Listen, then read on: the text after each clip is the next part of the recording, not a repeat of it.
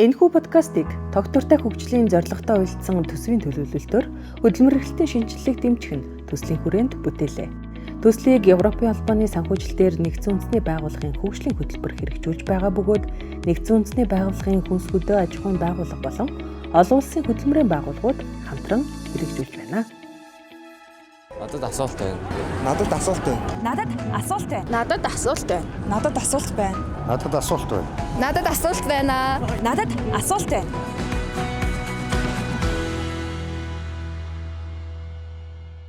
Надад асуулт байна подкастын ээлжид дугаар эхлэж байна. Та бүхэнтэйгээ дахин уулзч байгаадаа баяртай байна. За өнөөдөр бид бас нэгэн үзэгчийнхээ асуултанд хариулах болно.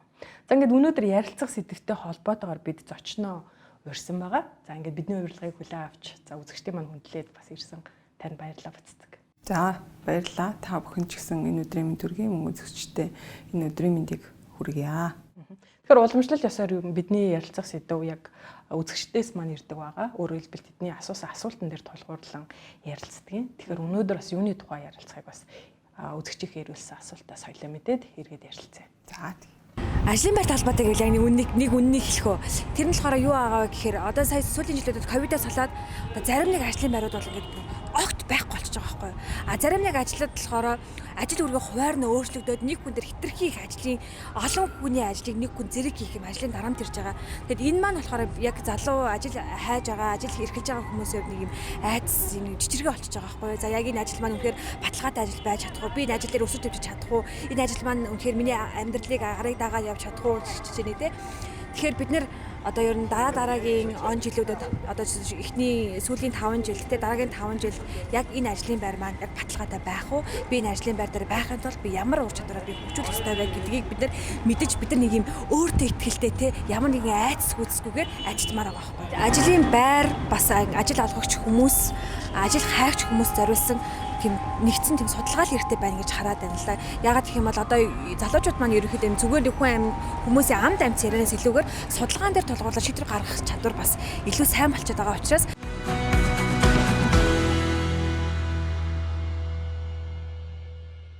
За ингээ олон үзэгчдийн маань төлөөлөл болсон тий тэдний өмнөөс бас ирүүлсэн асуулт байлаа. Тэгэхээр саяны яг үзэгчийн маань ярьсанчлан манай залуучууд сүүлийн үед бол яг аливаа шийдвэрийг гаргахдаа судалгаан дээр нэлээд үндэслэдэг болчихжээ.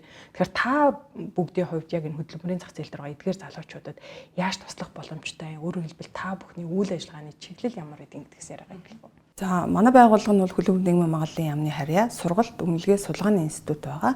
За залуучуудын хувьд бол судалгааны чиглэлээр ялангуяа хөдөлмөрийн зах зээл одоо тэй холбоотой мэдээлэл за хөдөлмөрийн нийгмийн магадлалын яамны чиглэлээр бүх үйл судалгаа мэдээллийг бол манай байгууллагаас бол авах бүрэн боломжтой. Манай байгууллагын вебсайт бол institute.gov.cg гэсэн энэ вебсайтн дээр манай бүх судалгаанууд бол байгаа. Тэгэхээр манайх нөгөө яамны дэрх судалгааны төв гэхээр манай залуучууд бас зөргшээгээд хандаж чаддгүй судалгааг бол та бүхнээс бас авч үзэж сонирхож болох нь онлайнаар ч гэсэн хандаж болох юм нээлттэй байгуулга юм байна шүү дээ тий. Тэгэхээр манай залуучууд бас хандах байхаа энийг үзээд тий. Түрүү хэлсэнчлэн яг ковидоос хойш бол яг нэг яг энэ хөдөлмөрийн зах зээл дээр бол залуучууд маань хувьд бас нэг ойлгомжгүй асуудлууд бас байгаад байгаа шиг байна л да. Тэгээ бидэнд нүдэнд харагдж байгаа зүйл бол яалтчгүй нэг өөрчлөлт бол гарцсан тий. Хагас онлайнцсан юм ажлын байртаа олчлоо. За яг үнэ хэлэхэд зарим аж ахуйн нэгжүүд бол огт байхгүй болсон. Нөгөө зах зээлийнхаа асуудлаас болоод тий хөрөн мөнгөний асуудлаас болоод ажилгүй болсон иргэдэж байна. За өшөө хийж байгаа ажлынхын чиг үүрэг бас өөрчлөгдсөн хүмүүс ч байгаа дээ. Тэгэхээр яг ингэж яриад байгаа боловч бодит байдал дээр яг ийм их өөрчлөлтүүд байна уу? Энтэй холбоотойгоор та бүхэн сүүлийн үед хийсэн судалгаа юу гэдэг юм бол? За ерөнхийдөө Монгол улсын хувьд 2020 оны жилийн эцсийн тооллогоор бол нийтдээ 1 сая орчим залуучууд буюу 15-34 насны залуучууд байна. Энэ маань нийт хүн амын маань 30.7%-ийг бол эзэлж байгаа. Тэгэхээр өөрөөр хэлбэл залуучуудын маань эзэлж байгаа хувь хэмжээ бол жил ирэх тусам бол өсөн нэмэгдэж байгаа. Тийм учраас энэ чиглэл рүү ялангуяа залуучуудын хөдөлмөр эрхлэлт дээрээс нь энэ одоо орчин цаг үеийн дижитал шилжилт, за технологийн 4-р аж үйлдвэрийн 4-р хувьсгалтай холбогдуулаад бид бүхэн бас хүний нөөцөө бол бэлтгэх нь бол гарцаагүй зайлшгүй байгаа. Энэ бол дэлхийн нийтээр ч гэсэн энэ одоо залуучуудын хөдөлмөр эрхлэлтийн асуудал бол олон улсын хөдөлмөрийн байгууллагын зүгээс хийсэн судалгаан дээр ч гэсэн бас гарсан байдаг. Тэгээ энэгээр одоо залуучуудад зориулсан тусгайлсан орчин үеийн хүний нөөцийн бодлогыг бол хэрэгжүүлэх нь бол гарцаагүй шаардлагатай байгаа. Жишээлбэл одоо Америкийн нэгдсэн улсад гэх чинь нөгөө STEAM work буюу яг энэ нөгөө шинжлэх ухаанч, судалгаанд суурилсан, энэ технологийн одоо ур чадвар эзэмшсэн энэ ажиллах хүчний чиглэлээр бол одоо мэрэгжил одоо тий ур чадвар эзэмшүүлэх энэ нь бол нийтдээ 6.6 сая хүн бол ажиллаж байна. Энэ нийт одоо ажиллах хүчний 6.6%, нийтдээ бол 9.9 сая хүн бол Америкийн нэгдсэн улс жишээлбэл энэ яг энэ салбарт буюу ирээдүйн чиг хандлага руу чиглүүлсэн энэ одоо ур чадвар шаардлагатай мэрэгчлэр бол ингээд ажиллах байх жишээтэй.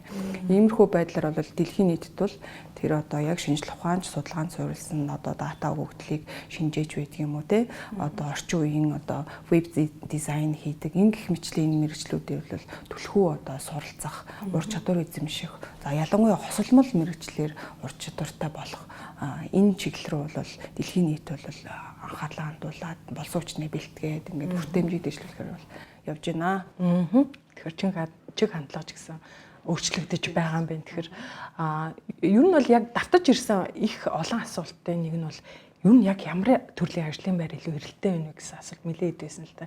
Тэгэхээр хамгийн түрүүнд бас сонсохыг хүсэж байгаа асуулт тийм. За мэдээж улс орны эдийн засаг одоо удирдлагаас шалтгаалаад бол ажил мэргэжлийн эрэлттэй байгаа ажил мэргэжлийн чагсаалт одоо мэргэжлийн хандлагууд бол өөр байдаг. За яг Монгол улсын хувьд бол ерөнхийдөө хамгийн их эрэлттэй ажил мэргэжлийг бид хөдөлмөрийн зах зээлийн барометрын судалгаагаараа бол жил болгон гаргаж ирдэг. За мөн ирээдүйд одоо ямар ажил мэргэжил эрэлттэй байна вэ гэдэг судалгааг бол жил болгон хийгээ явдаг.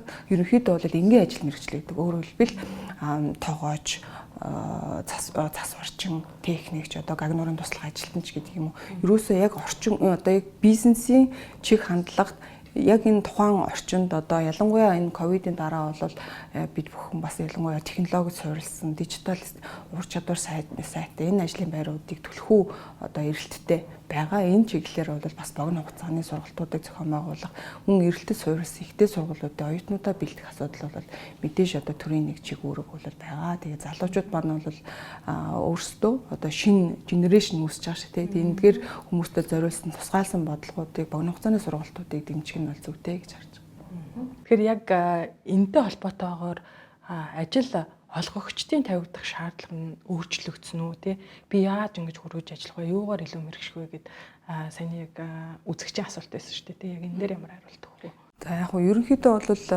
өмнө хэлсэн барометрын судалгаагаар бол бид бүхэн ажил олгогчийн зүгээс ямар ур чадварыг шаардаад байгаа.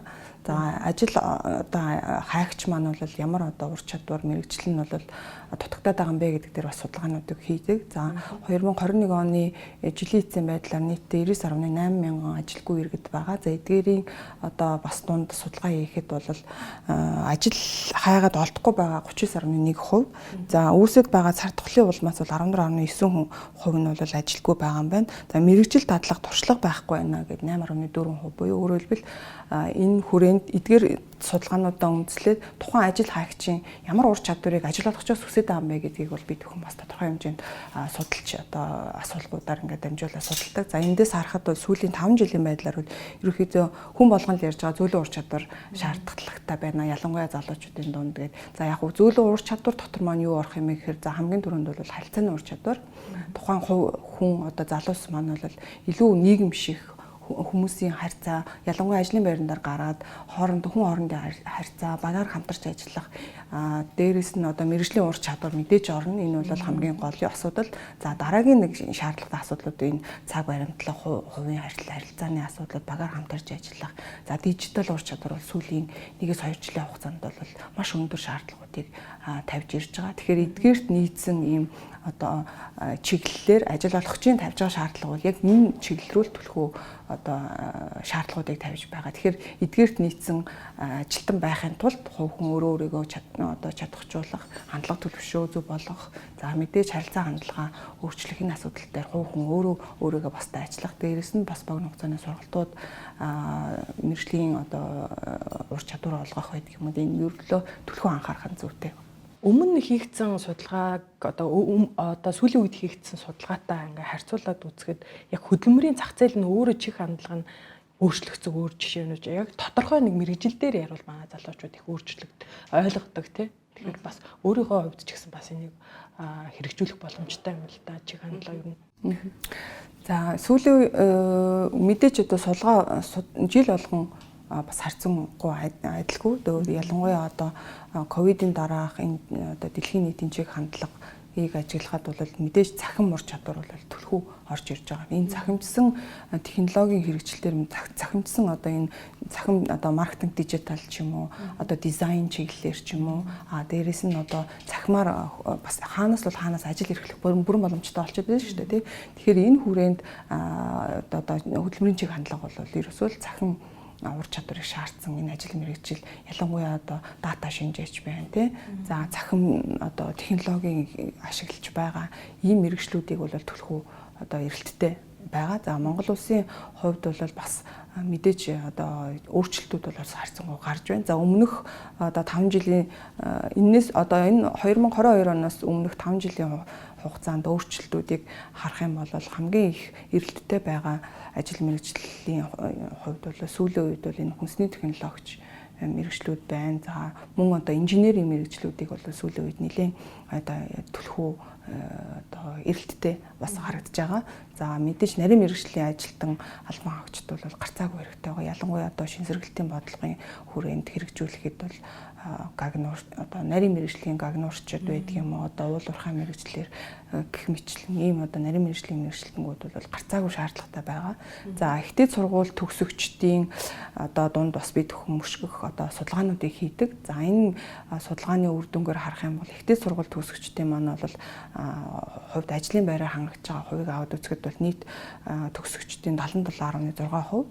За мэргэжлийн боловсрол сургалтаар төгсөж байгаа төгсөгчдийн дунд хийсэн судалгаагаар бол 66.5% нь бол ажлын байраар тогтмол хангагдсан байна гэсэн ийм одоо судалгаа байдаг. Тэгэхээр цаашид эдгээр одоо хөдөлмөр эрхлэлтийн төвшин эдгээр залуучуудын хөдөлмөр эрхлэлийн төвшин нэмэгдүүлэхэд бол мэдээж сургалтын агуулга чанарыг сайжруулах. За дээрэс нь яг нөгөө нийгмийн чиглэлээр түлхүү ер нь бол суралцаад байдаг шүү дээ. Залуучууд маань ялангуяа бизнесийн удирдлага байна, хуульч байна, эхлэн бодогч байна. За нийтдээ энэ эдгээр одоо мэргэжлэр төгссөн залуучууд маань бол өөрөө бол ажил хүчний илүү одоо болчиход байдаг. А нөгөө талдаа нийтдээ судалгаагаар бол 78,000 ажлын байр эрэлттэй байна гэд байдаг. Гэтэл одоо хахад 99.8 мянган хүн ажилгүй байна гэдэг. Тэгэхээр өөрөөр хэлбэл яг энэ нөгөө хөдөлмөрийн зах зээлийн эрэлттэй байгаа мэргэжлэрээ богино хугацаач бай одоо ихтэй сургуулаараач бай яг тэр өөрийн одоо эргээд ажлын байраар хангагдах боломжтой энэ мэргэжлэр суралцах нь бол залуучуудад одоо масар хэрэгтэй байгаа. Сүүлийн үед бол дийлэх залуучууд бол мэдээж нөгөө цагийн уян хатан байдал гэрээсээ ажиллаж болдог. Тэгэхээр цахим технологи руу бол нэлээд одоо хуйларч орж байгаа тий. Тэгээ энэ бол зөв. Гэхдээ ер нь бол дэлхийн нийтийн чиг хандлагыг хараад байхад сүүлийн үед бол ерөнхийдөө хосломол мэргэжил аягүй төрхөө болж байна. Одоо залуус маа ч гэсэн бизнесийн удирдлагаар сурчаад тэгэнгүүт дахиад 1-2 жилийн дата шинжээч гэдэг юм уу эсвэл программистийн ангуудыг бас аваад ингээд хосолмол мэргэжлээр төгсөж байгаа хандлагууд бол бас нэлээд нэмэгдэж байгаа харагдаж байгаа. Тэгэхээр энэ чиглэлээр бас өөрөөсдийгөө ирээдүйд би их юм болох вэ? Ямар ажлын байран дээр ажиллавал миний цалин хөдөлмөрийн хөлс ямар байх нь, ажлын цаг уян хатан ямар байх нь, гэр бүлдээ одоо цаг зав гаргаж чадах нь гэдэг дээр бас одооноос л төлгөөг гаргаад ажиллах нь зүйтэй л гэж харж байна. Яг таны хэлсэнчлэн одоо манай үзэгчдийн бас тодорхой хувийг маргааш нөгөөдөр хөдөлмөрийн зах зээл дээр гарч ирэх бас сурагчид хүүхдүүд маань байдаг л да. Тэгээд тэдний хувьд бас нэлээд давхцсан асуулт нь болохоор ойрын яг 5-аас 10 жилийн хугацаанд ямар ажлын байрууд эрэлттэй байх болоо тий олон давхарцсан асуулт байхгүй. Тэгээд дээрэс нь энэ хэд маань ингээд судалгаа хараад үзэхэд дандаа гадны судалгаа байгаад байх юм аа. Монголд маань яг ингээд тухайлсан бидэн зориулсан судалгаа юу байна вэ гэд асуултыг нэлээд олоодаа ирүүлсэн байсан. Тэгэхээр танд яг өшөө тусгаалan өгөх зөвлөгөө юу байна? За ерөнхийдөө ажил мэргэжлийн хувьд бол түрүүнд би хэлсэн STEAM work за дэлхийн нийтэд бол STEAM work буюу энэ шинжлэх ухаан, технологи суурилсан энэ ажил мэргэжил бол эрэлттэй байгаа сүүлийн 2 жилийн хугацаанд. Тэгээд тодорхой жишээлбэл бид нэр бас тодорхой хэмжээний судалгаануудыг хийгээд гаргахад бол жишээлбэл STEM ажил мэргэжил олон улсад ямар түвшинд байна вэ гэдэг бас судалгааны мэдээллүүдийг бас харьцуулж гаргаж ирсэн. За жишээлбэл Монгол улс бол нийтдээ STEM одоо ажил мэргэжил буюу ирээдүйд яг нөгөө үн цэнтэй байгаа ажил мэргэжлэлэр бол 95,000 ажлын байр байна гэж ийм судалгаа олон улсын энэ хөдөлмөрийн байгууллагын вебсайтн дээр байгаа энэ мэдээлэлээс харахад за жишээлбэл Австри гэхэд 725,000 манай нийт хүн амын одоо нийт ажлын хөдөлмөр эрхлэлтийн хувьтай харьцуулаад үзэх юм бол 8%-ийг эзэлж байгаа байхгүй яг энэ өөрөөр хэлбэл ирээдүйд хэрэгцээтэй байгаа ажил мэргэжил гэхээр бас тодорхой хэмжээнд бол 8% гэдэг бол бас харьцангуй бас өндөр дайггүй үзүүлэлт. Тэгэхээр бид нар бол бас харьцангуй технологичсон цахимдсан. За дээрэс нь манай залуучууд бол ерөнхийдөө сүүлийн үед бол маш тийм адаптай цайтай тий. Ялангуяа тэгээ мөн Монголын залуучууд юм бол тэр тархины багтаамж чадвар гэх юм уу тий. Тэр нь бол илүү нөгөө бусад одоо дэлхийн ур чадрын тэмцээн ч гэдэг юм одоо нөгөө юун дээр бол нэлээд ажиглагддаг шүү дээ тэмцээнүүд дээр. Тэгэхээр ер нь бол суралцах чадвар айгүй өндөртэй. Хамгийн гол нь яг тэрэндээ цаг хугацаагаа бүрэн зориулж чадж гэнэ үгүй юу гэдэг дээр л хамгийн гол одоо асуудлууд байдаг. Тэгэхээр энэ дээр залуучууд маань яг цагаа төлөвлөөд би яг энэ мэрэгчлэр сурмаар байна гэдгээ яг тэр хамгийн гол нь нөгөө мэрэгчлээ өөрөө дуртай байх хэвээр. Тэгжээж мэдээж амжилтанд хүрэн тэгжээж доктортой ажлын байраар хангагдана. Тэгээд жохон л нэг юм бэрхшээл гарангууд би ажилласаа гарлаа гэдэг ингээ гарчдаг. Энэ бол энэ Монголын нийтлэг одоо ажил хөдөлмөр одоо эрхлэхгүй байгаа дийлэнх залуучуудын маань бол тунд хийсэн судалгааны үр дүнгээр бол яг тэгж харагддаг. Тэгэхээр аль болох те нийгэм шиг талаас хамгийн гол нь цалин хөдөлмөрчин баг байж болно. Гэхдээ би нийгэмдээ ямар үүрэг оройл гүйцэтгэх ёстой юм бэ гэдэг хамгийн түрүүн те. Би гэр бүлдээ бас эрхэм хүн байх ёстой те. Нийгэмд бас үнэтэй одоо байр суурь бас эзлээд тодорхой хэмжээний хувь нэмэр оруулаа явах нь зүйтэй гэдгээ бас ухамсарлаж ингэж ажил та хандхан зүйтэй байх л гэж боддог. Төгсөж байгаа энэ оюутан залуучууд гэж яриа л да тий. Залуучууд маань яг оюутны ширээнээс ингээ гараад ажил горилж байгаа залуучуудад маань яг ямар одоо юу гэдэг чадвар өшөө дутаадах шиг өнөш өөрийгөө сайжруулах ямар боломж байна. Тэр боломжуудаас нь бас та хэлж өгөөч. За яг ерөнхийдөө бол төрийн зүгээс мэдээж залуучуудын хөдөлмөр эрхлэлтийг дэмжих чиглэлээр маш олон одоо хөтөлбөрүүдийг ялангуяа одоо төслийн шугамаарч бай, гадаадын санхүүжилтээрч бай, төрийн дэмжлэгтэйч бай бодлогуудыг хэрэгжүүлэн явж байгаа. За үүний нэг бас нэг арга хэмжээ бол залуучуудын хөдөлмөр эрхлэлтийг дэмжих төвүүд бас манай дүүргүүд дээр аймгийн нэгдсэн хөдөлмөр халамж үйлчилгээний хэлцүүдээр бол байгуулагдсан байдаг. Тэгэхээр өөрөөр хэлбэл яг ажлын гараагаа эхлэж байгаа одоо төгөмж төгсөж байгаа залуучууд маань бол эдгээр одоо хөдөлмөр халамж үйлчилгээний хэлцийн мэрэгчлэнгүүдтэй уулзаад яг тодорхой хэмжээний өнөөдөр ямар ажлын байр зарлагдсан байна. Би ер нь одоо ажлын байранд тэнцхийн тулд одоо хөдөлмөрийн хуулиас ахгуулаад одоо хөдөлмөрийн харилцааны тодорхой хэмжээний мэдлэгтэй байх хэрэгтэй шүү дээ. Үндсэн мэдээллүүд байх хэрэгтэй. Дээрээс нь хамгийн том чухал юм бол та бүхэн мэдж байгаа CV буюу анкетад бүглэхөөс эхлээд ярьцлаганд орохоос эхлүүлэл бас ингээл бэрхшээлөө тулгардаг. Тэгэхээр эдгээр одоо залуучуудын хөдөлмөрлөлтийг дэмжих төвүүдээр дамжуулаад тэнд бол мэрэгсэн ийм зөвлөхүүд ажиллаж байгаа ажил мэргэжлийн чиг баримжаа бас зөвлөгөө өгдөг. Тэгэхээр эдгээртэй хүмүүстэй холбогдоод бас ингээд яах юм одоо үйлчлэгээ авах юм бол илүү одоо боломж зах зээл ажлын байраар хангахт боломжууд бас байдаг.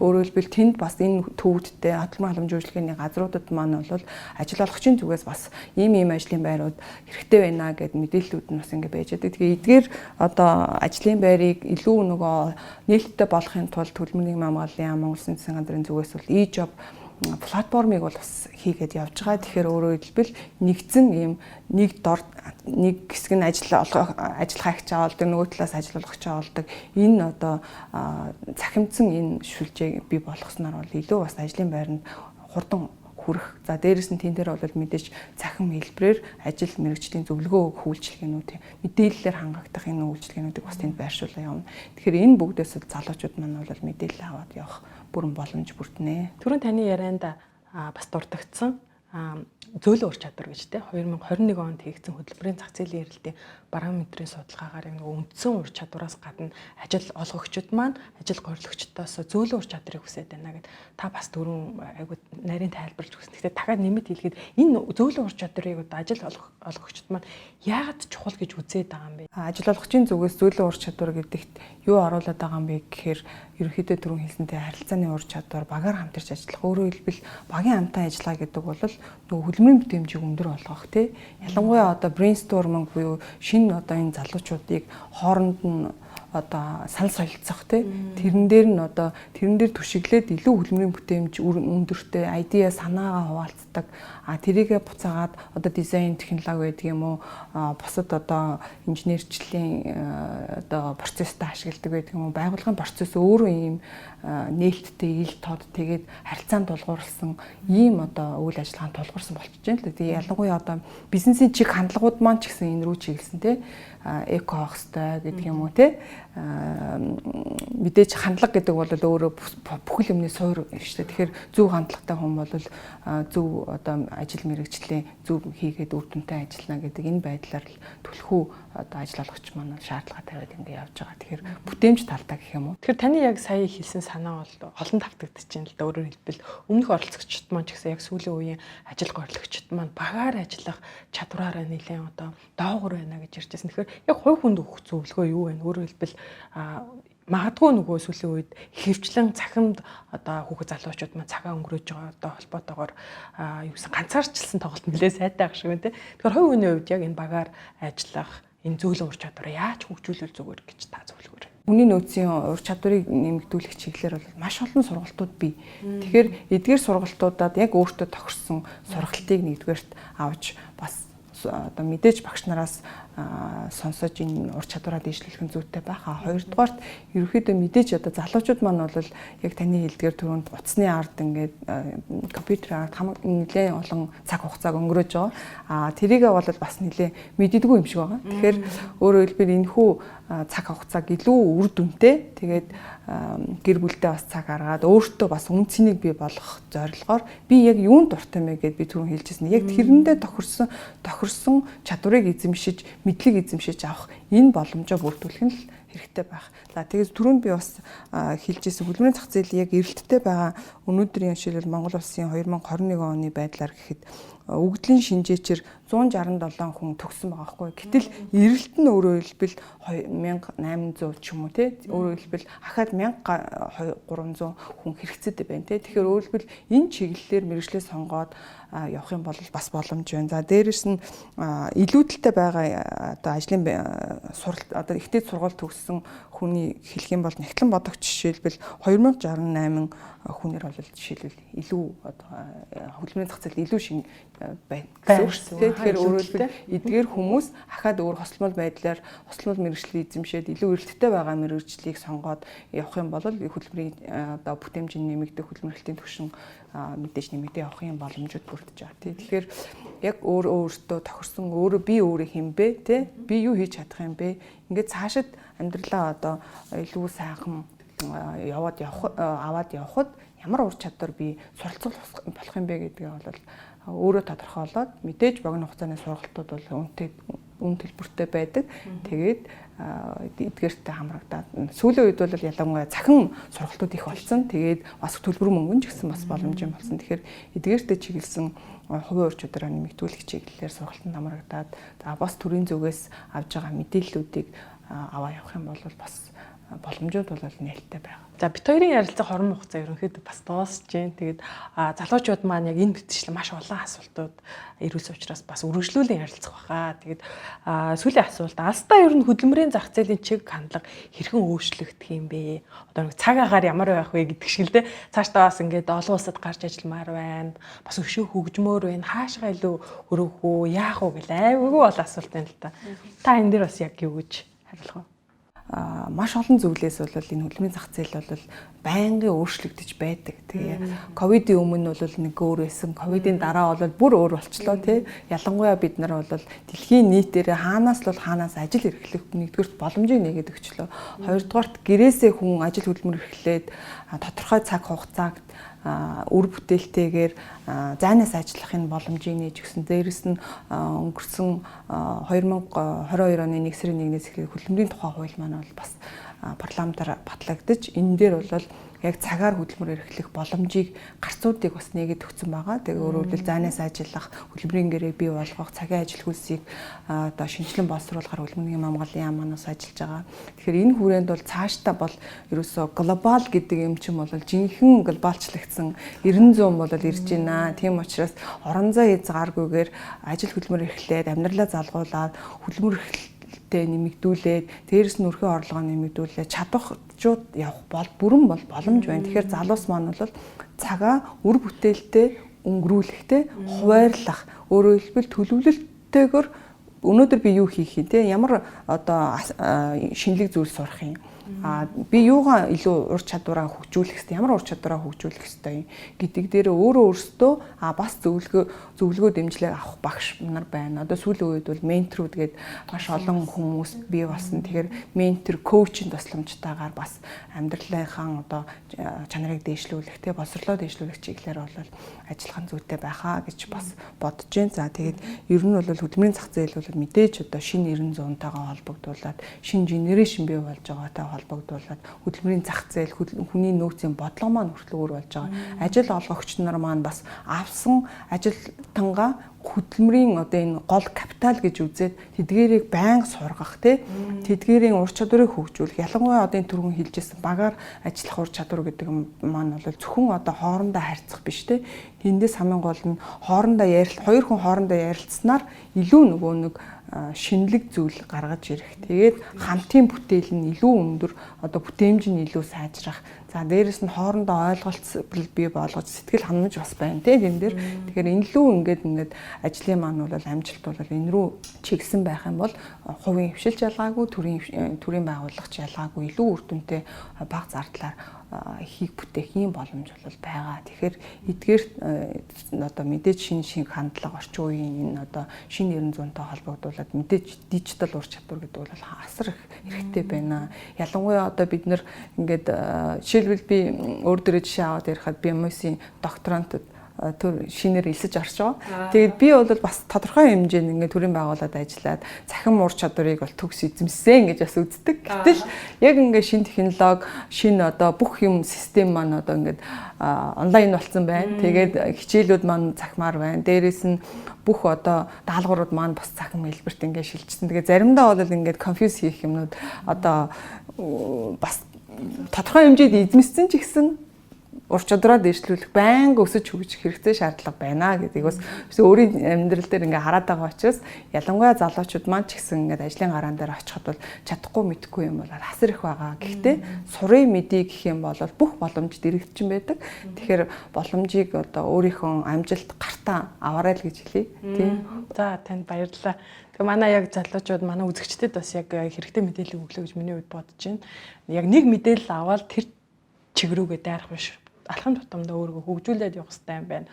Олон гарц гаргалгааг бас залуучууд маань олж харсан бахаа гэж бодож байна. Тэгээ бидний хөндлөөд бас өнөөдөр үнэтэй мэдээлэл өгөхөөр ирсэн танд маш их баярлалаа. Танд амжилт хүсье, бас сурж байгаа үйл явцд чинь ч гэсэн амжилт хүсье. За баярлалаа. Тэгээд сур бас дахин сур гээд тэгдэг дээр ерөнхийдөө бол мэдээж хүн одоо өөрийгөө л хөгжүүлж байж эргэн тойрондооч гэрэл гэгээ нэмэн нийгэмдээ ч гэсэн үнэтэй хувь нэмрийг оруулна. Тэгээ залуус минь та бүхэнд боломж байгаа шүү. Тэгээд энэ боломжийг гартаа бас атгаад илүү амжилттай байгаарай гэж хүсье. Тэгээд бид бүхний өв таалга нээлттэй шүү. Тэгээд судалгааны ажил бай тий.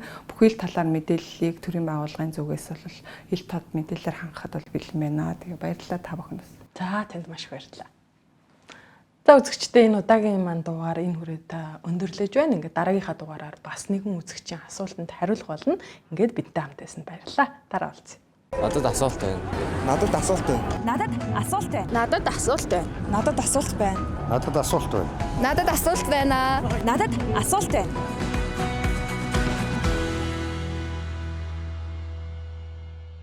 Энэхүү подкастыг тогтвортой хөгжлийн зорилготой үйлдсэн төсвийн төлөвлөлтөөр хөдөлмөр эрхлэлтийн шинжилгээг дэмжих нь төслийн хүрээнд бүтээлээ.